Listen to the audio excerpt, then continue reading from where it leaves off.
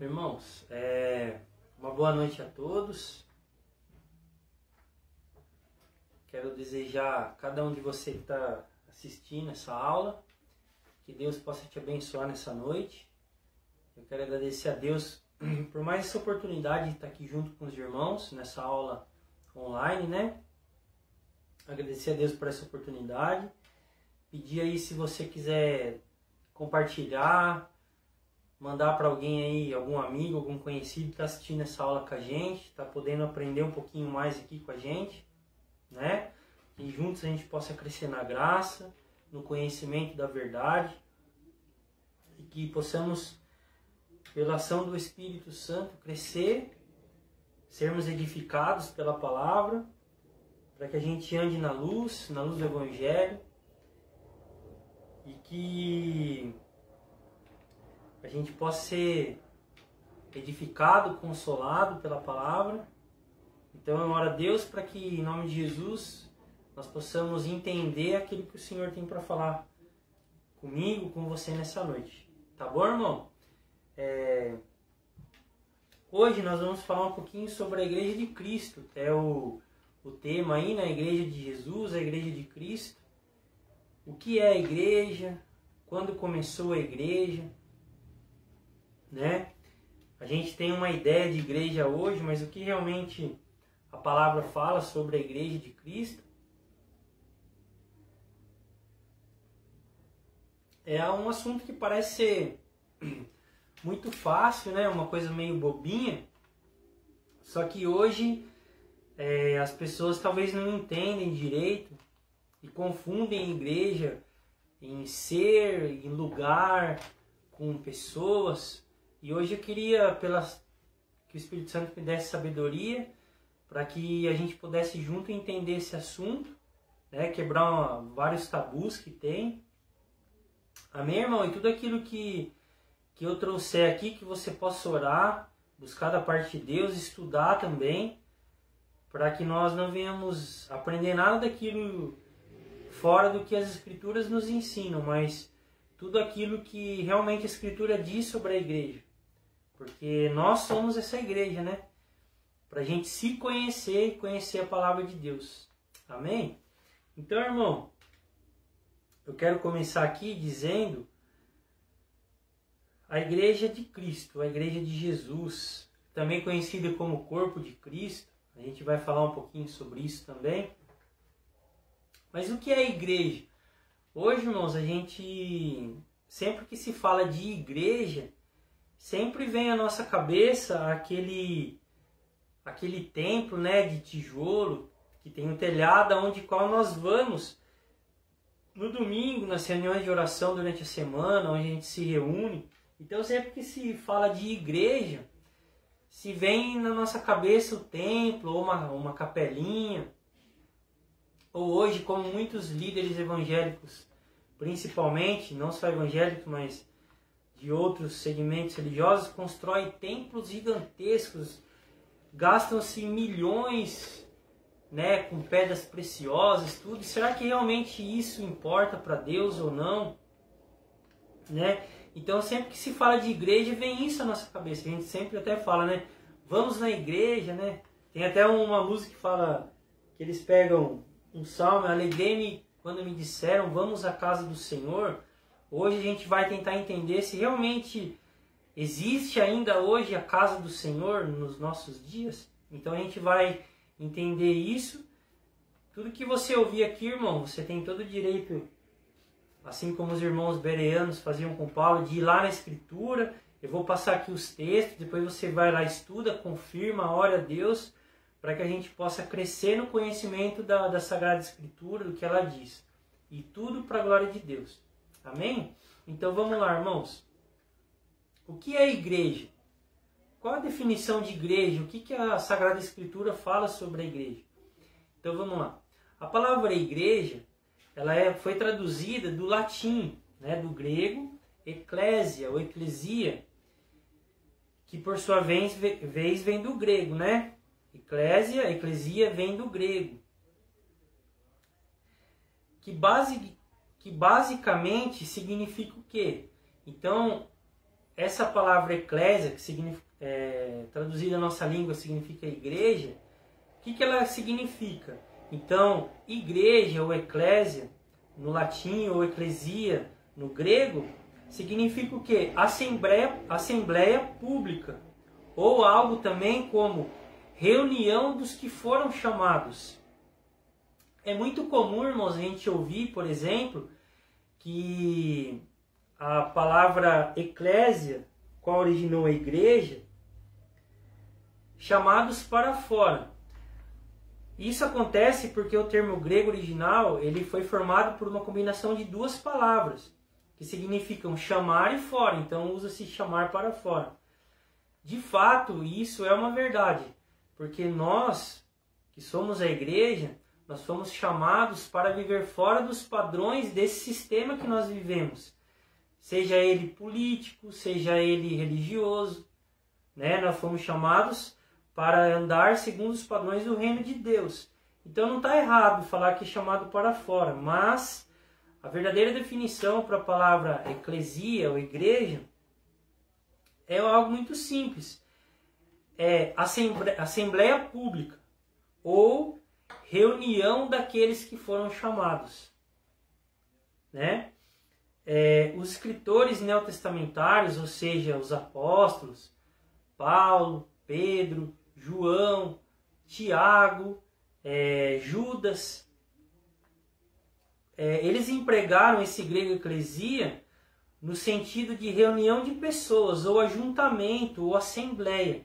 Então, sempre quando se usa a palavra igreja na Bíblia, na nossa tradução de hoje, eles nunca estão se referindo ao lugar o qual as pessoas estão reunidas. Seja um templo pequeno, seja um mega templo, né? Eles sempre empregaram essa palavra igreja no sentido de querer expressar as pessoas que se ajuntavam ali. Amém? Tanto é, irmãos, que tirando em Atos dos Apóstolos, por exemplo, quando Pedro ele prega em Pentecostes e 3.000 homens, depois 5.000 se convertem e começam a se juntar, ali a Bíblia relata que eles se ajuntavam no pórtico do Templo de Salomão. E talvez muita gente hoje confunda, então eles iam à casa do Senhor, tal. Não é, porque lá era o lugar que eles, naquela época, por causa da tradição judaica, eles se ajuntavam. E outro, irmão, você imagina que no primeiro discurso de Pedro, 3.000 homens se converteram, isso tirando crianças e mulheres que eles não contavam, né? E tirando 5.000 homens que se converteram na segunda pregação, você coloca aí só de homens, são 8.000. Então eles tinham que se juntar num lugar muito grande, até porque estava começando. Os apóstolos ali, eles eram os únicos instruídos para trazer ensinamentos, a doutrina, para ensinar sobre o Evangelho. Não é porque eles tinham o costume de ir ao templo, porque no Antigo Testamento é onde Deus se manifestava, é onde Deus, pela lei, ele estabeleceu padrões para onde eles deveriam ir, apresentar sacrifício, se ajuntar, onde tinha um sacerdote, então tinha toda essa questão. Mas conforme a igreja foi caminhando, aonde teve a junção dos judeus com os gentios, formando a igreja, a gente vai ver isso daqui a pouco, e o evangelho começa a se espalhar, a gente vai ver que no começo da igreja, nas cartas de Paulo, as pessoas, a igreja de Jesus, ela não se reunia em templos, elas se reuniam em casas, na beira do caminho. Jesus, por exemplo, ensinava no templo, ele ia na sinagoga, ele ia aos sábados na sinagoga, mas Jesus ele ensinava na beira da praia, à beira do caminho, sentado à mesa com publicanos e pecadores. Amém? Então a gente entende, irmãos, que quando nós falamos de igreja, a Bíblia fala sobre igreja, Jesus falou sobre a sua igreja, os apóstolos falavam sobre a igreja de Cristo, ele nunca está se referindo ao lugar aonde eles se reúnem.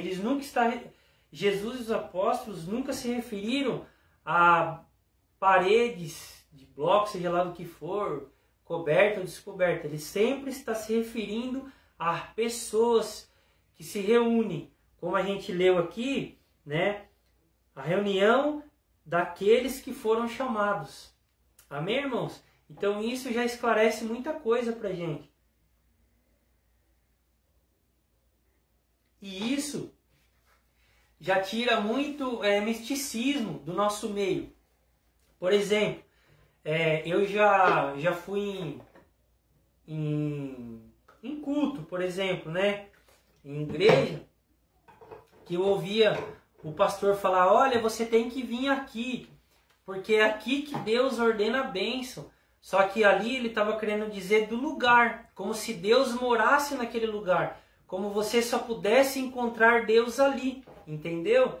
Então vem aqui, porque é aqui que Deus ordena a bênção, e atrás disso sempre vem um pedido de oferta, que você tem que dar alguma coisa, aonde na verdade, irmãos, você é bênção de Deus. Aonde você for, você tem que ser uma bênção, para que através de você sendo uma bênção, as pessoas vejam quem é Cristo e quem é o Deus que nos chamou. Amém? Ou também Deus, ele pode, como diz no Antigo Testamento, é no meio do povo que Deus ordena a bênção. Então, irmãos, não é o lugar que estabelece isso, mas é onde nós, como igreja, estamos. Seja num templo, que não estou falando que nós não podemos ir num templo, não é isso. Vocês entenderam o que eu quero dizer? Seja num templo, seja nos reunindo debaixo de uma árvore, como nós já fizemos, seja pregando na favela, no condomínio de luxo, numa oca de índio, né? Amém? Porque a igreja de Cristo é onde nós estamos, porque nós somos a igreja. Aí eu queria ler, irmãos, alguns textos com vocês aqui, aonde é bem explícito isso. Por exemplo, em Romanos, capítulo 16, Paulo, sempre nas cartas, irmãos, se você for lá nas saudações finais, principalmente as cartas de Paulo, você vai ver ele fazendo referência à igreja de Cristo. E você vai ver que ele sempre que faz essa referência à igreja, ele sempre está falando das pessoas, nunca do lugar. Então olha lá, Romanos 16, do 3 ao 5, Paulo fala o seguinte: saudai Priscila e Áquila, meus colaboradores em Cristo Jesus. Arriscaram a vida por minha causa, e por isto lhes sou muito grato. E não somente eu, mas todas as igrejas dos gentios. Presta atenção agora, irmãos, o versículo 5. Saudai igualmente a igreja que se reúne na casa deles.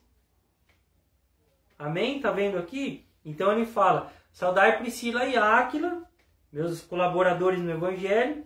Saudai igualmente a igreja que se reúne na casa deles. Ou seja, saudai as pessoas ou os irmãos que se reúnem na casa dele, que são igreja. Amém? Ainda em Romanos 16, ele fala: saudai uns aos outros com um beijo santo. Todas as igrejas de Cristo vos enviam fraternas saudações. Então quando ele fala todas as igrejas, sempre vem na nossa mente, né? Mas ele está falando todos os irmãos que são a igreja de Cristo, espalhados por esse mundo, vos enviam saudações, né? Outro texto aqui, Colossenses 4, capítulo 15. Aí, irmão, você pode anotar tudo isso aí, depois, se você quiser ler todos os contextos, para você confirmar isso aqui que eu estou trazendo, tá bom? Então, eu li aqui para vocês, Romanos 16, do 3 ao 5, Romanos 16, 16, agora Colossenses 4, 15.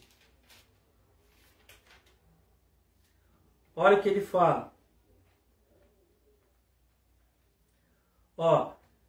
Colossenses capítulo 4, versículo 15, ele fala o seguinte: cumprimentar igualmente, vou voltar no 14.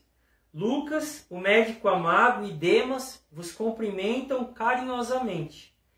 Cumprimentar igualmente todos os irmãos em Laodiceia.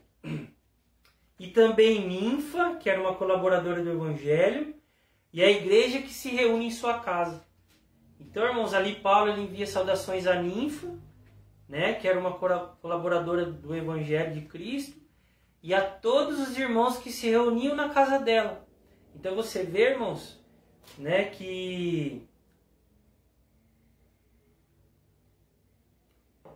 igual hoje, por exemplo, a gente pode tirar isso nessa pandemia, onde as pessoas brigam. Nossa, mas não pode fechar a igreja.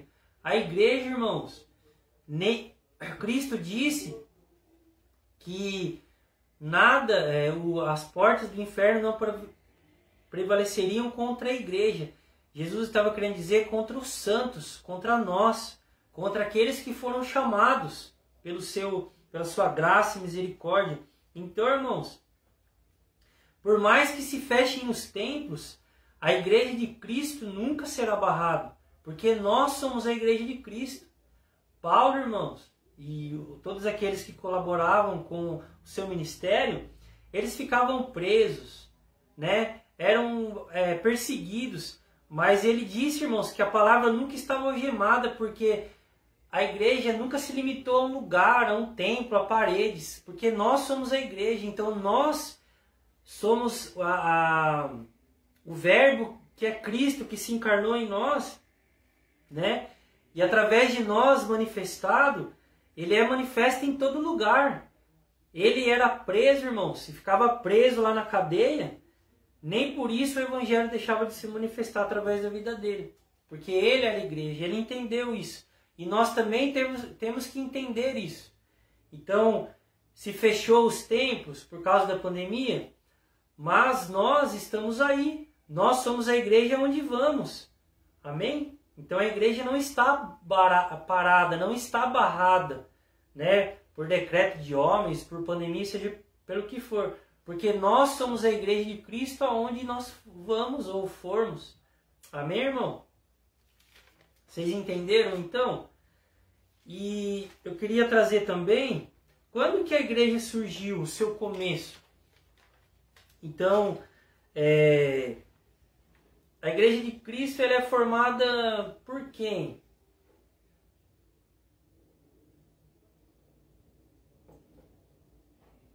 Hoje tem até muitas seitas que dizem que elas são a verdadeira igreja de Cristo. E tem algumas que é até engraçado, que elas falam que elas são a verdadeira igreja de Cristo. E se você for estudar a história de algumas seitas, seita que eu digo para você, irmão, é porque ela fala que só quem está dentro dessa religião ou dessa denominação ou desse grupo religioso, só eles serão salvos. Então há grupos hoje que se diz ser a igreja de Cristo, por exemplo, que diz que só quem faz parte do grupo deles será salvo. E é engraçado que eles têm, por exemplo, 500 anos. Mas Cristo morreu já faz mais de 2000 anos. Então de 2000 anos, mais ou menos, que Cristo morreu, até 1500 anos depois, aonde eles foram formados, então quer dizer que nesses 1500 anos ninguém se salvava? Isso é um absurdo. Salvação, primeiramente, é pela fé na obra de Cristo, que ele fez na cruz do Calvário. É a fé na que ele morreu e ressuscitou pelos nossos pecados. Amém, irmãos? Então a igreja, ela nos salva, ela não nos salva. A igreja, na verdade, é o ajuntamento e a comunhão daqueles que foram salvos por Cristo. Amém? E quando ela se iniciou? Há pessoas que dizem que ela se iniciou ali em Pentecostes, mas Jesus, irmãos, no capítulo 10 do Evangelho de João, eu quero ler com vocês, ele fala que a sua igreja seria formada por dois povos. E você vai entender, esses dois povos não são duas nações. Eu vou explicar aqui para vocês. Amém? Está lá em João, no capítulo 10. Eu vou ler do 5 ao 18. Para a gente entender um pouco melhor. né? Então, Jesus ele fala quais os povos que formariam a sua igreja. Então ele fala lá, eu vou ler a partir do 5, mas depois se você quiser ler o capítulo 10 inteiro é muito bom. Então está no Evangelho de João, no capítulo 10, eu vou ler a partir do 5. Ele fala lá, todavia de modo algum seguirão um estranho, ele está falando das suas ovelhas. Ao contrário, fugirão dele, porque não conhecem a voz de estranhos. Jesus falou de forma proverbial, mas eles não compreenderam o significado do que lhes havia falado. Sendo assim, Jesus disse de novo, em verdade, vos asseguro, eu sou a porta das ovelhas. Todos quantos vieram antes de mim são ladrões e assaltantes, porém as ovelhas não ouviram. São aqueles que se diziam ser o Messias, que vieram antes de Cristo. Aí ele fala, eu sou a porta. Qualquer pessoa que entrar por mim será salva. Então ele fala aqui, qualquer pessoa que entrar por mim, eu sou a porta, por mim será salva. Então é por Cristo. Não é pela igreja, não é pelo homem. É por Cristo, por mim. Entrará e sairá e encontrará pastagem. O ladrão não vem senão para roubar, matar e destruir. Eu vim para que as ovelhas tenham vida e vida em plenitude. Eu sou o bom pastor. O bom pastor dá a vida pelas suas ovelhas. Então ele está falando que ele é o bom pastor e que ele deu a vida pelas suas ovelhas. O mercenário, que não é o pastor, a quem as ovelhas pertencem, vê a aproximação do lobo, abandona as ovelhas e foge. Então o lobo as apanha e dispersa o rebanho. O mercenário foge, porque é um mercenário e não tem zelo pelas ovelhas. Eu sou o bom pastor, conheço as minhas ovelhas e sou conhecido por elas. Assim como o Pai me conhece, eu conheço o Pai e entrego minha vida pelas ovelhas. Aí agora ele vai falar, irmãos, ainda tenho outras ovelhas que não são deste aprisco, as quais devo da mesma maneira trazer, e elas ouvirão a minha voz, e haverá um só rebanho e um só pastor. Por esse motivo, o Pai me ama, porque eu entrego a minha vida para retomá-la. Ninguém a tira de mim. Antes eu a entrego de espontânea vontade. Tenho poder para entregá-la e poder para retomá-la. Esse é o mandamento que recebi de meu Pai. Então, irmãos, Jesus está falando que ele é o bom pastor, que ele deu a vida pelas ovelhas, que ele é a porta pela qual as ovelhas entram, que elas devem ser salvas. E ele fala assim, e eu tenho ainda ovelhas em outro aprisco, e eu vou chamá-las e elas serão um só rebanho. Aqui, irmãos, Jesus ele estava falando para os judeus ainda, os discípulos em Jerusalém. Então, naquele tempo, os judeus achavam que só eles seriam a igreja, né? Mas Jesus ele fala, olha, eu tenho ovelhas em outro aprisco. O que ele estava querendo dizer? Que os gentios também iriam se converter e ele iria trazer, porque essas ovelhas de outro aprisco, ou seja, de outras nações, de outros povos, iriam ouvir a sua voz e viriam até ele, e esses dois rebanhos se juntariam e seria um só rebanho. Ou seja, os dois povos que eu disse, irmãos, são os judeus, né, pelo qual veio o Salvador, e esse não outro povo, mas outros povos são os gentios, ou seja, irmãos, de todas as outras as nações, não de uma nação só, que juntaria com os judeus, mas todos os convertidos de Israel a Cristo e também todos os convertidos de todas as outras nações, o qual os judeus chamavam de gentios, ouviriam a voz do bom pastor, de Jesus, se uniriam e formariam um só rebanho, ou seja, uma só igreja, um só corpo também, como a Bíblia diz, né? Então, judeus e gentios. Quem são os gentios? todos os outros povos, o qual não é judeu. Americano, japonês, todos os países aí que você imaginar podem se converter a Cristo. E juntos com os judeus formaram um só rebanho, um só corpo, uma só igreja. Então a igreja de Cristo, irmãos, ela é formada por judeus e gentios de todas as nações, convertidos ao Evangelho de Cristo, convertidos ao Senhor Jesus, às suas palavras. Amém? Né? Vocês entenderam então? A igreja, ela pode se iniciar há uma divergência aí, eu acho que não é tão importante, mas eu vou expor. Há pessoas que dizem que a igreja ela começou depois da ascensão de Cristo, quando eles estavam reunidos em Pentecostes, e sobre eles veio o Espírito Santo. E há outra linha que diz que ela se inicia, por exemplo, quando os judeus, não só judeus, mas gentios, começam a se converter e juntos começam a formar esse povo do qual Cristo falou, né? A gente pode começar ali, por exemplo, ao primeiro relato que se diz que o primeiro gentio convertido foi Cornélio, né, irmãos? Que ele era alguns dizem que ele era romano, mas ele era um prosélito, ou seja, ele era um gentio convertido ao judaísmo. Mas quando ele orava, Deus ouviu a sua oração e enviou o anjo. E o anjo vai até Pedro, e Pedro vai e prega sobre Jesus. E a Bíblia diz que ele também, assim como os discípulos em Pentecostes recebem o Espírito Santo, ele também recebeu. E ele também começou ali a falar em línguas e eles ficaram atônitos porque um gentio também recebeu o Espírito Santo como eles. E Pedro vai até relatar isso em Jerusalém aos discípulos e fala que eles se alegraram muito porque Deus ele achou misericórdia aos gentios e também derramou do Espírito Santo sobre eles.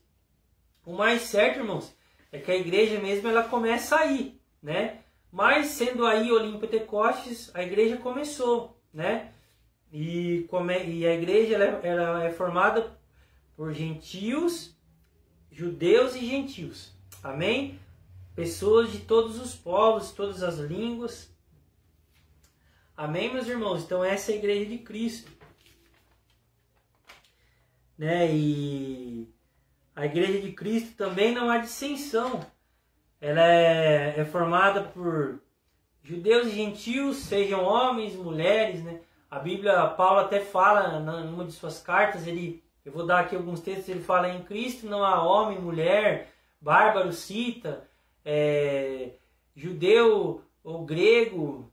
Então, assim, em Jesus não há mais acepção, porque todos que foram chamados fazem parte do corpo e têm a sua importância no corpo, na igreja. Amém? Romanos, irmãos, 12:2, vamos ver lá o que está dizendo. Se você quiser anotar aí, Romanos 12:2.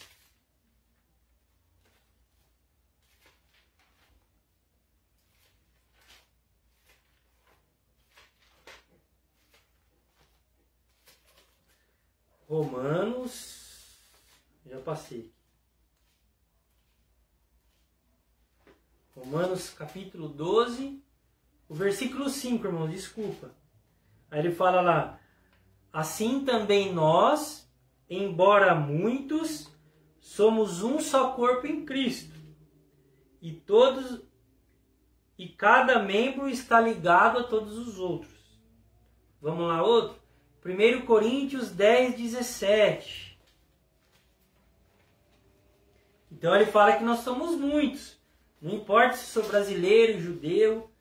Então, todos temos a nossa importância na igreja, no corpo. Amém? Não só os ditos pastores, os líderes, todos têm a sua importância, meus irmãos? Então está lá em 1 Coríntios, capítulo 10, versículo 17.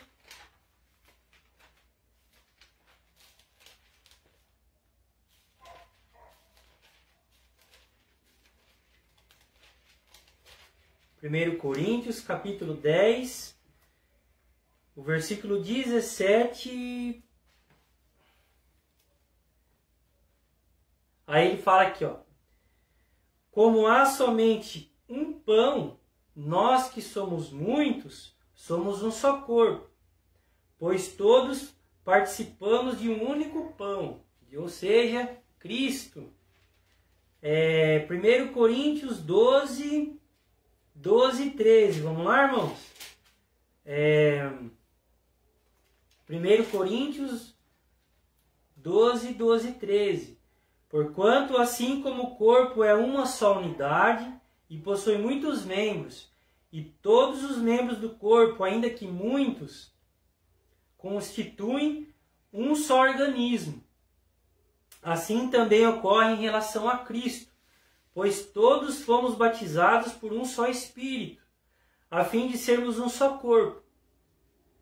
Quer judeus, quer gregos, quer escravos, quer livres, e a todos nós foi dado beber de um único Espírito. Amém, irmãos? Então, a todos nós, sem exceção, que somos a Igreja de Cristo, foi dado de beber a um único Espírito, né? Então, todos nós fomos batizados por esse Espírito. Esse batismo tem dom, esse batismo tem fruto, amém? E isso tem que ser usado na igreja para edificação de nós mesmos, de uns dos outros, né? No reino de Deus, irmãos, não é porque alguém ele exerce uma liderança, talvez ele recebeu sabedoria, ele ali conduz o povo, isso não quer dizer que ele é maior, né? Porque diante de Deus, irmãos, nós somos todos iguais, todos precisamos uns dos outros, né? Jesus disse, aquele que quer ser o maior, que seja o menor. Aquele que quer ser servido, que sirva a todos. Amém? E também Gálatas 3:28.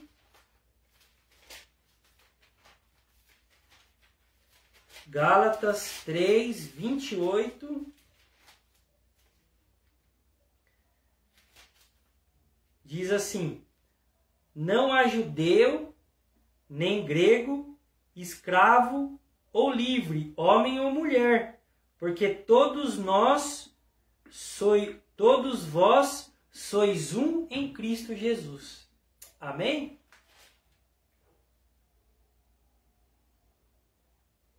Então no reino, irmãos, não tem essa também. O homem é mais importante que a mulher, aquele que tem mais é mais importante que... Não, no reino de Deus, nós somos um em Cristo. Amém? E o Novo Testamento também, irmãos, ele destaca a importância de todos nós cristãos estarmos inseridos em uma comunidade local ou reunidos com uma igreja, a igreja que eu falo aqui, o grupo de irmãos, né? Pois a igreja é uma unidade, onde os seus membros são alimentados, disciplinados, edificados, né? Instruídos, cuidados por ministros do Evangelho, homens de bom caráter, de boa índole, cheios do Espírito Santo, né? Homens capacitados por Deus e juntos participando do ministério e testemunho do Evangelho. Amém? Então, irmãos, é importante nós congregarmos. É claro que eu já vi várias coisas, por exemplo, às vezes você está congregando, irmão, num lugar onde o Evangelho está sendo distorcido, aonde o Evangelho de Cristo já não é o Evangelho de Cristo, é outro Evangelho, o qual Paulo fala que se não for o Evangelho de Cristo, nós devemos considerá-lo anátema, maldito, onde você vê que estão torcendo o Evangelho, onde congregar já não está sendo saudável. Você, irmão, tem todo o direito de buscar de Deus um lugar onde está sendo pregado verdadeiramente o Evangelho, né? Porque muitas vezes, eu falo por experiência própria, você está num lugar onde não se prega mais o Evangelho. Então você tem o direito de buscar um lugar onde se prega o Evangelho, né? Existe até, por exemplo, hoje uma expressão que fala assim, desigrejado. Eu já vi gente usar isso de forma correta e gente de usar não de forma correta. Como assim? Por exemplo, às vezes eu já vi grupos de cristãos sérios, firmados no Evangelho, que se reúnem, que fazem o culto, as reuniões na casa de um irmão, né? Que não estão num templo, tudo, que não estão ligados a um grupo religioso evangélico, por exemplo, a uma rede apostólica ou a um apóstolo. Aí as pessoas olham os desigrejados, porque ele não congrega num sistema religioso evangélico, porque ele não faz parte de uma rede apostólica, então ele é um desigrejado. Ele não é desigrejado, irmão, porque ele está como corpo reunido ali na sua casa, pregando a palavra, exercendo os seus dons. Ele não é desigrejado. Agora, pessoas, às vezes, irmãos, que por decepção, pela distorção da palavra, ou por ali uma decepção humana do que ele viu, ele se retrai, ele não confia mais, ele fica ali sozinho, ele busca a palavra na casa. Em vez de as pessoas condenarem de serem desigrejados, qual é o nosso papel como cristãos? Trazer aquele irmão para junto. Porque é justamente que a Bíblia diz, por exemplo, em Hebreus 10, 25, ele fala lá, e não deixar de fazer como alguns, a tradição de congregar. Por que ele fala isso, irmãos? Não é por causa do sistema religioso, é porque quando a gente está congregando, quando a gente está junto com os irmãos, né, a gente, nos nossos momentos de fraqueza, o irmão ele pode vir nos encorajar, ou eu posso encorajar o meu irmão no momento de fraqueza. Então é por isso que a Bíblia diz que é bom nós andarmos em comunhão juntos, para fortalecimento, para edificação. Não tem nada a ver, irmãos, eu estar debaixo de um sistema religioso, eu estou protegido. Sistema religioso, irmão, não protege ninguém. Amém? O que me protege é o próprio Cristo. Só Ele tem esse poder, né? O que me livra de maldição é o seu sangue. O sangue que foi derramado na cruz. Mas é importante a gente estar unido para edificação, para consolação. Amém? Agora, irmão, se você está num lugar onde o evangelho está sendo distorcido, né? Você tem todo o direito, sim, de buscar em Deus uma comunidade onde a palavra é pregada com seriedade, onde os ministros que estão à frente ali são homens de Deus, homens sérios, homens de boa índole. Amém?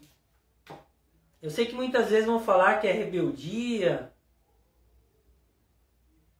E eu não estou falando, irmão, que você tem que bater de frente com violência, não.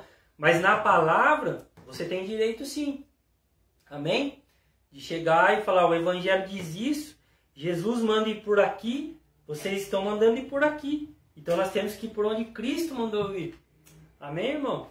Isso possa tirar talvez um peso que você que está assistindo está sentindo. Amém? Eu mesmo tive essa experiência de estar sendo chamado de desigrejado porque eu não estava debaixo de uma suposta cobertura espiritual, porque eu não estava fazendo parte de um sistema religioso que estava vinculado a um apóstolo, ou a um pastor, ou a um profeta, ou uma rede apostólica, mas eu simplesmente fiz o que a gente leu aqui. Eu congregava com os irmãos na minha casa, na casa de um outro irmão. E eu fui chamado de desigrejado, de até endemoniado, e não era, irmão. Só que eu tinha esse respaldo da palavra. Então eu ficava tranquilo, eu descansava no que a Sagrada Escritura me colocava. E aquilo tirava todo o peso, talvez, de Deus, estar bravo, entendeu? Mas é importante, sim, você buscar congregar com irmãos que você sabe que é sério na palavra, sério no Evangelho. Isso faz bem para você, isso faz bem para os irmãos, porque você é importante no reino de Deus. Deus, ele te chamou para uma obra. Amém, irmãos? Edificar a vida do outro. E toda vez que fala isso, não é que às vezes você vai para outro país pregar, mas às vezes para você edificar a vida dos irmãos com o dom que Deus te deu. Amém, irmão? E eu queria destacar aqui, irmãos, para a gente terminar, duas missões que Jesus ele nos incumbiu como igreja, né? A primeira coisa que eu queria falar para vocês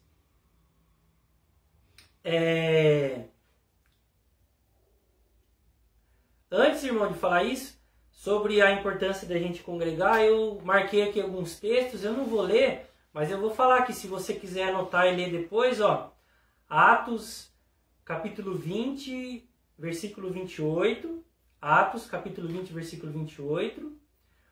Outro texto é 1 Coríntios capítulo 14, versículo do 4 ao 13. 1 Coríntios capítulo 14, do 4 ao 13. E mais um aqui, ó, Efésios capítulo 4, versículo 15. E vou deixar também esse que eu falei, o não deixar de congregar, como alguns deixaram.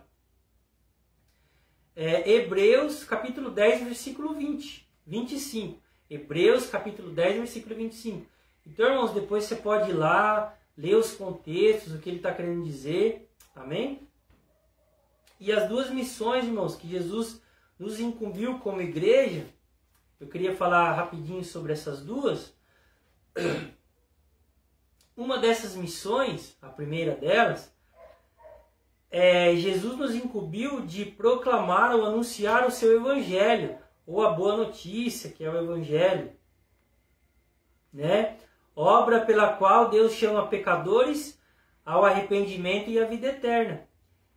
Essa incumbência, irmãos, Jesus ele nos deixou, né? Lá nos evangelhos, está em Mateus 22, 1:10, mas está nos 4 evangelhos isso, depois você lê lá, quando Jesus, antes dele ascender aos céus, ele disse aos seus discípulos: ide por todo o mundo e pregai o evangelho em Jerusalém, Samaria, até os confins da terra, batizando-os em nome do Pai, do Filho e do Espírito Santo, fazendo discípulos e batizando em nome do Pai e do Espírito Santo, do Filho e do Espírito Santo. Então, é uma incumbência que o próprio Cristo ele nos deixou. Amém, irmãos? E tá lá também, se você quiser anotar e ler, vamos ler Atos, que eu estou aqui pertinho. Atos, capítulo 17, o versículo 30. Atos 17, 30. Então ele fala lá: em épocas passadas, Deus não levou em conta essa falta de sabedoria, mas agora ordena que todas as pessoas, em todos os lugares, cheguem ao arrependimento. Como chegar ao arrependimento? Através da mensagem do Evangelho, por mim e por você. Outro texto, primeira carta de Pedro, o capítulo 2, vamos lá. Primeira carta de Pedro, capítulo 2, versículo 9. Vamos achar aqui, irmãos? Primeira carta de Pedro, capítulo 2, versículo 9. Porém vós sois geração eleita, sacerdócio real, nação santa, povo de prioridade exclusiva de Deus, cujo o propósito é proclamar as grandezas daquele que vos convocou das trevas para a sua maravilhosa luz. Maravilhoso esse versículo, né? Então o propósito de Deus chamar esse povo é proclamar as grandezas daquele que vos convocou das trevas para a sua maravilhosa luz. Lindo, né, irmãos? Isso. E a segunda coisa, irmãos, que eu queria destacar aqui consequentemente, Deus ele nos incumbiu a tarefa, né, de realizar obras de compaixão e misericórdia, cumprindo o mandamento de amar o próximo. Eu até quero ler aqui para vocês, eu não coube aqui no papel, mas eu trouxe aqui no meu celular.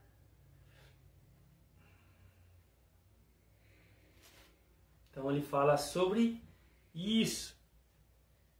Proclamar o Evangelho, a boa notícia.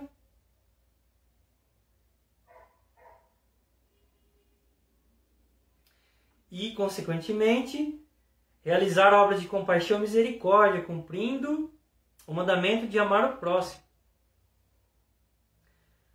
Como a igreja é a comunhão dos fiéis, que foram feitos novas criaturas em Cristo, e assim são seus imitadores, refletindo em suas vidas as virtudes do fruto do Espírito Santo. Naturalmente, é esperado que ela demonstre, que a nossa vida, ele está querendo dizer, demonstre generosidade e bondade diante das necessidades humanas. Amém, meus irmãos? Mateus 25, 34 e 40. Vamos ler? Mateus 25, 34, 40.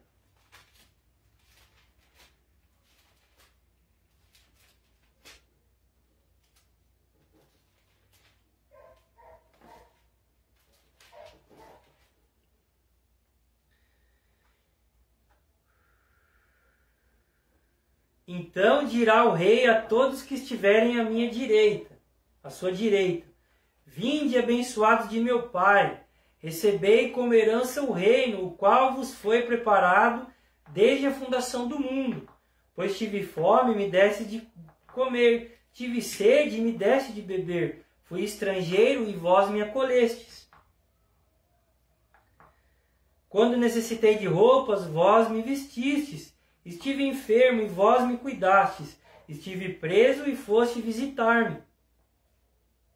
Então os justos desejarão saber: mas, Senhor, quando foi que encontramos com fome, que demos de comer, ou com sede, te saciamos?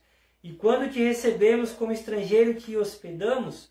Ou necessitado de roupa e te vestimos? Ou ainda quando estiveste doente ou encarcerado e fomos ver-te? E Jesus responderá: com toda certeza vos asseguro que sempre que o fizestes para algum destes meus irmãos, mesmo ao menor deles a mim o fizestes. Então, irmãos, nós fomos chamados como igreja também para exercer obras de misericórdia, compaixão e amor ao próximo, para que através disso a luz do Evangelho, a luz de Cristo brilhe através de nós. Amém? E aqui, irmãos, para terminar, hoje a gente ouve muito, por exemplo, vamos à casa do Senhor. Eu não estou criticando quem fala isso, mas eu queria só expor um ponto de vista que eu vejo nas Escrituras. Antigamente, no Antigo Testamento, eles chamavam o templo de Salomão de casa do Senhor. Por quê, irmãos? Porque foi um lugar onde Deus marcou de se encontrar com o povo daquele tempo, onde eles ofereciam sacrifício, onde havia o Santo dos Santos, o qual o sacerdote apresentava a oferta para ver se Deus ia aceitar pelo pecado do povo. Então, porque Deus ele habitava realmente naquele lugar, ele se manifestava naquele lugar. Hoje, irmãos, eu posso dizer a casa do Senhor porque é onde nós nos reunimos, mas eu, sinceramente, eu não uso a expressão.